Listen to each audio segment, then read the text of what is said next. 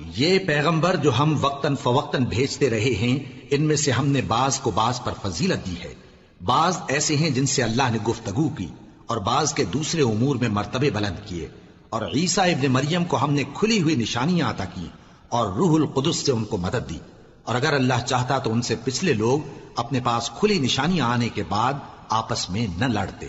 لیکن انہوں نے اختلاف کیا تو ان میں سے بعض تو ایمان لے آئے اور بعض کافر ہی رہے،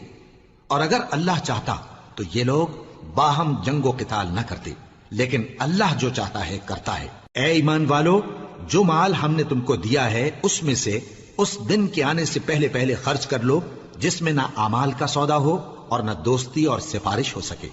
اور کفر کرنے والے لوگ ظالم ہیں۔ اللہ وہ معبود برحق ہے کہ اس کے سوا کوئی عبادت کے لائق نہیں، زندہ ہے، سب کو تھامنے والا، اسے نہ اونگ آتی ہے نہ نیند، جو کچھ آسمانوں میں اور جو کچھ زمین میں ہے سب اسی کا ہے۔ کون ہے کہ اس کی اجازت کے بغیر اس سے کسی کی سفارش کر سکے؟ جو کچھ لوگوں کے روبرو ہو رہا ہے اور جو کچھ ان کے پیچھے ہو چکا ہے اسے سب معلوم ہے، اور لوگ اس کی معلومات میں سے کسی چیز پر دسترس حاصل نہیں کر سکتے، ہاں جس قدر وہ چاہتا ہے اسی قدر معلوم کرا دیتا ہے۔ اس کی بادشاہی اور علم آسمان اور زمین سب پر حاوی ہے، اور اسے ان کی حفاظت کچھ بھی دشوار نہیں۔ وہ بڑا عالی رتبہ ہے، جلیل القدر ہے۔ دین اسلام میں کوئی زبردستی نہیں ہے، ہدایت صاف طور پر ظاہر اور گمراہی سے الگ ہو چکی ہے، تو جو شخص بتوں سے اعتقاد نہ رکھے اور اللہ پر ایمان لائے اس نے ایسی مضبوط رسی ہاتھ میں پکڑ لی ہے جو کبھی ٹوٹنے والی نہیں، اور اللہ سب کچھ سنتا ہے، سب کچھ جانتا ہے۔ جو لوگ ایمان لائے ہیں ان کا دوست اللہ ہے کہ اندھیرے سے نکال کر روشنی میں لے جاتا ہے، اور جو کافر ہیں ان کے دوست شیطان ہیں کہ ان کو روشنی سے نکال کر اندھیرے میں لے جاتے ہیں۔ یہی لوگ اہل دوزخ ہیں کہ اس میں ہمیشہ رہیں گے۔ بھلا تم نے اس شخص کو نہیں دیکھا جو اس غرور کے سبب سے کہ اللہ نے اس کو سلطنت بخشی تھی ابراہیم سے اپنے پروردگار کے بارے میں جھگڑنے لگا؟ جب ابراہیم نے کہا میرا پروردگار تو وہ ہے جو زندگی دیتا ہے اور موت دیتا ہے، وہ بولا کہ زندگی اور موت تو میں بھی دے سکتا ہوں۔ ابراہیم نے کہا کہ اللہ تو سورج کو مشرق سے نکالتا ہے، آپ اسے مغرب سے نکال دیجئے۔ یہ سن کر وہ کافر ہکا بکا رہ گیا، اور اللہ بے انصافوں کو ہدایت نہیں دیا کرتا۔ یا اسی طرح اس شخص کو نہیں دیکھا جس کا ایک بستی پر جو اپنی چھتوں پر گری پڑی تھی گزر ہوا، تو اس نے کہا کہ اللہ اس کے باشندوں کو مرنے کے بعد کیوں کر زندہ کرے گا؟ تو اللہ نے اس کی روح قبض کر لی اور 100 برس تک اس کو مردہ رکھا، پھر اس کو جلا اٹھایا اور پوچھا تم کتنا عرصہ مرے پڑے رہے ہو؟ اس نے جواب دیا کہ 1 دن یا اس سے بھی کم۔ اللہ نے فرمایا نہیں بلکہ 100 برس مرے رہے ہو، اور اپنے کھانے پینے کی چیزوں کو دیکھو کہ اتنی مدت میں مطلق سڑی بسی نہیں، اور اپنے گدھے کو بھی دیکھو جو مرا پڑا ہے۔ غرض ان باتوں سے یہ ہے کہ ہم تم کو لوگوں کے لیے اپنی قدرت کی نشانی بنائیں،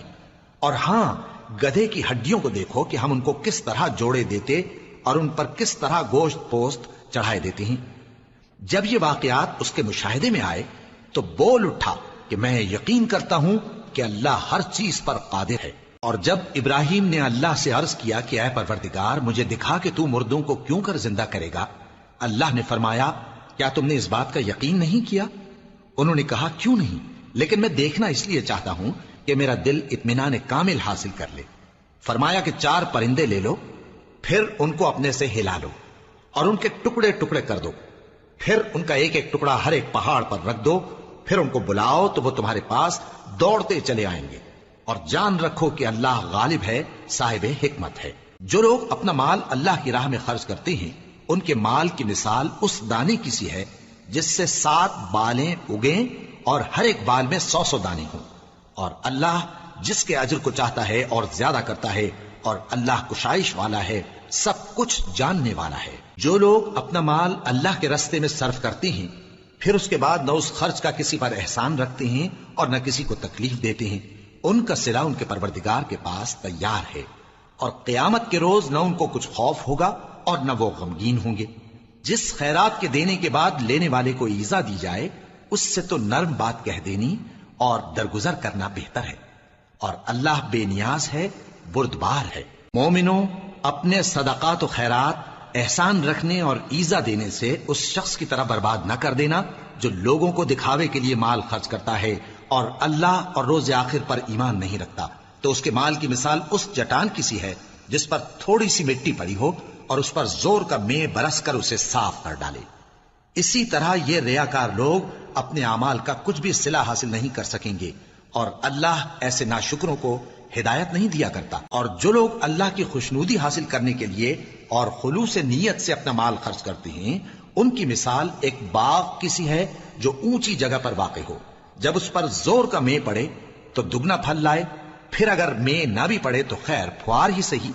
اور اللہ تمہارے کاموں کو دیکھ رہا ہے۔ بھلا تم میں کوئی یہ چاہتا ہے کہ اس کا کھجوروں اور انگوروں کا باغ ہو جس میں نہریں بہ رہی ہوں اور اس میں اس کے لیے ہر قسم کے میوے موجود ہوں، اور اسے بڑھاپا آ پکڑے اور اس کے ننھے ننھے بچے بھی ہوں، تو ناگہاں اس باغ پر آگ کا بھرا ہوا بگولا چلے، پس وہ جل جائے۔ اس طرح اللہ تم سے اپنی آیتیں کھول کھول کر بیان فرماتا ہے تاکہ تم سوچو اور سمجھو۔ مومنو، جو پاکیزہ اور عمدہ مال تم کماتے ہو اور جو چیزیں ہم تمہارے لیے زمین سے نکالتے ہیں، ان میں سے اللہ کی راہ میں بھی خرچ کرو، اور بری اور ناپاک چیزیں دینے کا قصد نہ کرنا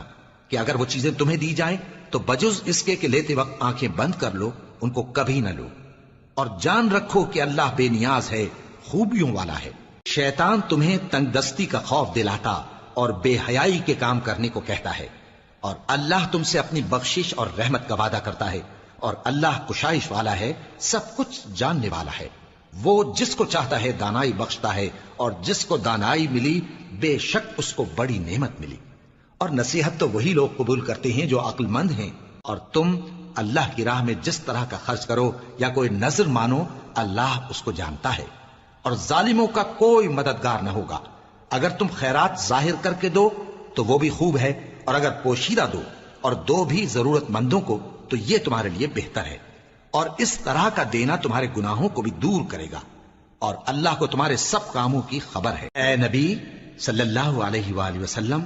تم ان لوگوں کی ہدایت کے ذمہ دار نہیں ہو، بلکہ اللہ ہی جس کو چاہتا ہے ہدایت بخشتا ہے۔ اور مومنو، تم جو مال خرچ کرو گے تو اس کا فائدہ تمہیں کو ہے، اور تم تو جو خرچ کرو گے اللہ کی خوشنودی کے لیے کرو گے، اور جو مال تم خرچ کرو گے وہ تمہیں پورا پورا دے دیا جائے گا، اور تمہارا کچھ نقصان نہیں کیا جائے گا۔ اور ہاں، تم جو خرچ کرو گے تو ان حاجت مندوں کے لیے جو اللہ کی راہ میں رکے بیٹھے ہیں اور ملک میں کسی طرف جانے کی طاقت نہیں رکھتے اور مانگنے سے آر رکھتے ہیں، یہاں تک کہ نہ مانگنے کی وجہ سے ناواقف شخص ان کو تونگر خیال کرتا ہے، اور تم قیافے سے ان کو صاف پہچان لو کہ حاجت مند ہیں، اور شرم کے سبب لوگوں سے منہ پھوڑ کر اور لپٹ کر نہیں مانگ سکتے۔ اور تم جو مال خرچ کرو گے کچھ شک نہیں کہ اللہ اس کو جانتا ہے۔ جو لوگ اپنا مال رات اور دن اور پوشیدہ اور ظاہر اللہ کی راہ میں خرچ کرتے رہتے ہیں، ان کا صلہ ان کے پروردگار کے پاس ہے، اور ان کو قیامت کے دن نہ کسی طرح کا خوف ہوگا اور نہ غم۔